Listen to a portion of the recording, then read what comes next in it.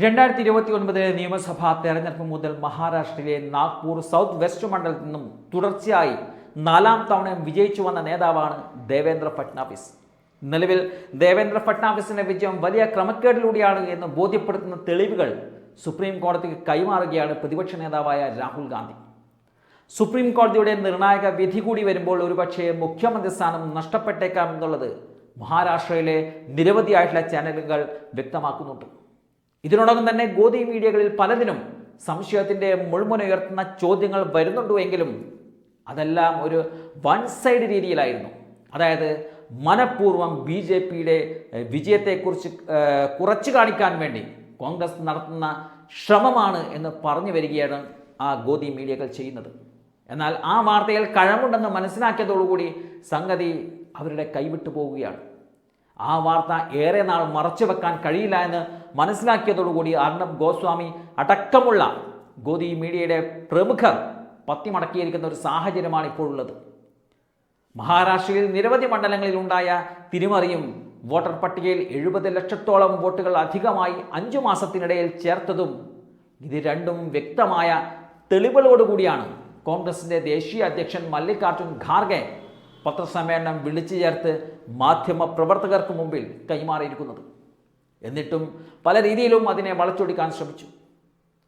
ഇപ്പോൾ അതാ ഏറ്റവും ഒടുവിൽ അതുമായി ബന്ധപ്പെട്ട ചർച്ചയ്ക്ക് തയ്യാറാണെന്ന് തെരഞ്ഞെടുപ്പ് കമ്മീഷൻ കൂടിയായ ജ്ഞാനേഷ് കുമാർ വ്യക്തമാക്കുകയും ചെയ്തിരിക്കുകയാണ്.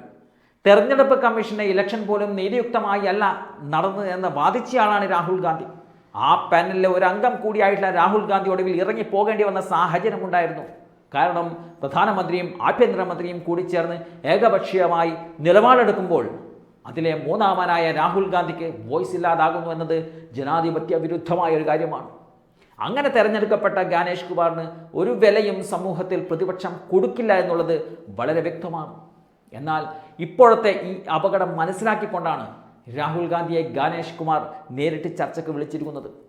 ഇല്ലെങ്കിൽ ബീഹാറിലെ നിയമസഭാ തെരഞ്ഞെടുപ്പ് നടത്താൻ കഴിയില്ല. അത് പ്രതിപക്ഷം ബഹിഷ്കരിച്ചാൽ തെരഞ്ഞെടുപ്പ് അനിശ്ചിതകാലത്തേക്ക് നീളും. കെയർ ടേക്കറായി നിതീഷ് കുമാർ അവിടെ ഇരിക്കേണ്ടി വരും. BJPയുടെ സർവ്വ കളികളും പൊളിയുമെന്ന് മാത്രമല്ല, BJP ആഗ്രഹിക്കുന്നത് 2025 ഒരു BJP മുഖ്യമന്ത്രി ബീഹാർ ഭരിക്കണമെന്നതാണ്. എങ്ങനെയാണോ ഏകനാഥ ഷിൻഡെയെ ഒതുക്കി ദേവേന്ദ്ര ഫട്നാവിസിന് കിരീടവും ചെങ്കോലും കൊടുത്തത്, അതേ മോഡലിൽ ബീഹാറിൽ ഒരു അട്ടിമറിക്കാണ് BJP ശ്രമിക്കുന്നത്. എന്നാൽ മഹാരാഷ്ട്രയിൽ BJPക്ക് ഇപ്പോൾ അടി പതറുകയാണ്. മഹാരാഷ്ട്രയിൽ മുഖ്യമന്ത്രിയായ ഫട്നാവിസിന്റെ മണ്ഡലത്തിൽ മാത്രം 29,000-ഓളം വോട്ടുകൾ കള്ളവോട്ടുകളാണെന്ന് വ്യക്തമാക്കുന്ന തിരിമറിയാണ് ഇപ്പോൾ കയ്യോടെ പിടികൂടിയിരിക്കുന്നത്. സുപ്രീം കോടതിക്ക് ഇത് വേണമെങ്കിൽ റദ്ദാക്കാം. തെരഞ്ഞെടുപ്പ് റദ്ദാക്കിയാൽ ഫട്നാവിസിനെ രാജിവെക്കേണ്ടി വരും. ഒരുപക്ഷെ ഉപതെരഞ്ഞെടുപ്പിനെ നേരിടേണ്ടി വരും മഹാരാഷ്ട്രയിൽ.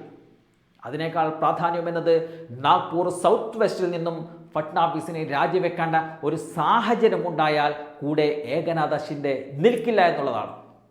ഈ അവസരം ഷിൻഡെ പരമാവധി പ്രയോജനപ്പെടുത്താൻ സാധ്യതയുണ്ട്. മുഖ്യമന്ത്രി സ്ഥാനം കൈവിട്ടതിൻ്റെ എല്ലാ രോഷവും കൃത്യമായി കാണിക്കുന്ന ഒരു വ്യക്തി കൂടിയാണ് ഏകനാഥ ഷിൻഡെ.